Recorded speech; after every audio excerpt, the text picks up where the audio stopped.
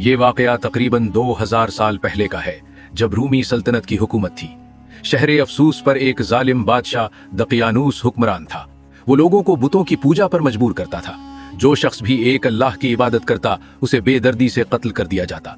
मगर इसी दरबार के चंद आला नौजवानों के दिलों में तौहीद की रोशनी जाग उठी। उन्होंने बादशाह के सामने खड़े होकर बेखौफ कहा, हमारा रब आसमानों और जमीन का मालिक है, हम उसके सिवा किसी की बंदगी नहीं करेंगे। बादशाह का गुस्सा भड़क उठा, उनकी जान खतरे में पड़ गई। उन्होंने अपनी जवानी, इज्जत और खानदान सब कुछ छोड़ दिया। रात के अंधेरे में वो शहर से भाग निकले।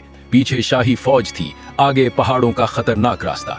रास्ते में एक वफादार कुत्ता भी उनके साथ हो लिया। लोग उसे भगाते रहे। आखिरकार वो पहाड़ियों के दरमियान एक गहरी गार में पहुंच गए। थकावट से निढाल होकर उन्होंने अल्लाह से दुआ की, ऐ हमारे रब, हमें अपनी रहमत अता फरमा। फिर वो लेट गए। उनका वफादार कुत्ता गार के दहाने पर पहरा देने लगा। अल्लाह ताला ने उनके कानों पर नींद की मोहर लगा दी। ये कोई आम नींद न थी। सूरज निकलता तो गार के दाएं से गुजरता, डूबता तो बाएं से, ताकि उन पर धूप न पड़े। उनकी आंखें खुली रहती, मगर वो गहरी नींद में थे। दिन गुजरे, साल गुजरे, सदियां बीत गईं। सल्तनतें उठी और मिट गईं। बुत परस्ती खत्म हुई, मगर वो नौजवान गार में इसी हालत में सोए रहे। अल्लाह ने उनके जिस्मों को बिल्कुल महफूज रखा।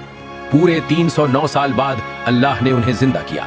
जब वो जागे तो लगा कि शायद सिर्फ एक दिन सोए हो। भूख लगी तो उन्होंने अपने साथी यमलीखा को कहा, सिक्के ले जाकर शहर से खाना लाओ, मगर एहतियात से। यमलीखा जब शहर पहुंचा तो हैरान रह गया। सब कुछ अजनबी था।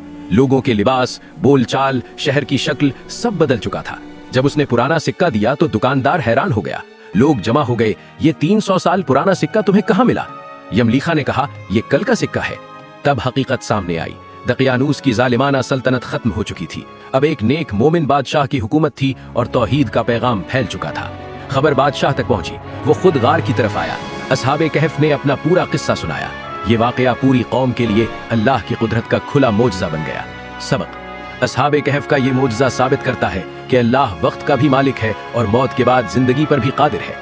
ये वाकया हमें सिखाता है कि हर मुश्किल में सिर्फ अल्लाह पर भरोसा करो। ऐसे और वाकयात के लिए चैनल को सब्सक्राइब करना ना भूलें। शुक्रिया।